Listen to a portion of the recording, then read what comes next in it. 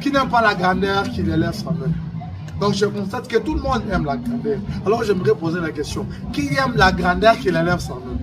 C'est lui qui aime la grandeur. J'ai besoin de... Ok, merci. C'est presque toute l'église qui aime la grandeur. Alléluia, amen.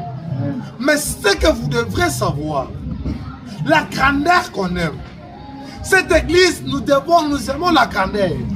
Nous aimons voir notre église grandir. Nous devons voir notre église aller de l'avant, compter les milliers de fidèles, être stable à tous les niveaux. Mais une chose que vous devrez savoir, la grandeur respecte certains principes. Alléluia, Banabazan. La grandeur respecte certains principes. Et il y a 3 grands principes que j'aimerais te dire. La première des choses, le premier principe que tu dois savoir, on n'est pas grand, mais on devient grand. Alléluia, Église. Alléluia, Amen. Téléchabim. Ceux qui sont devenus grands ne sont pas des grands.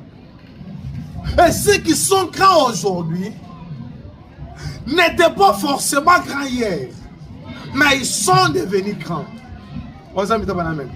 C'est pourquoi j'aimerais te dire, si tu es né dans une famille pauvre, ce n'est pas ton problème. Ce n'est pas de ta faute. Mais si tu meurs pauvre, ça c'est ta propre responsabilité. Alléluia, amen. Personne n'est grand. Vous dites, vous sommes l'église.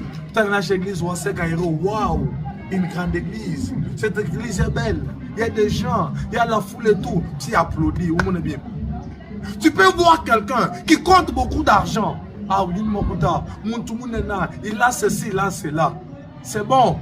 Mais ce que tu dois savoir, la personne qui est grand, la personne que tu admires, la personne que tu acclames, la personne que tu veux ressembler, cette personne-là n'est pas née grand.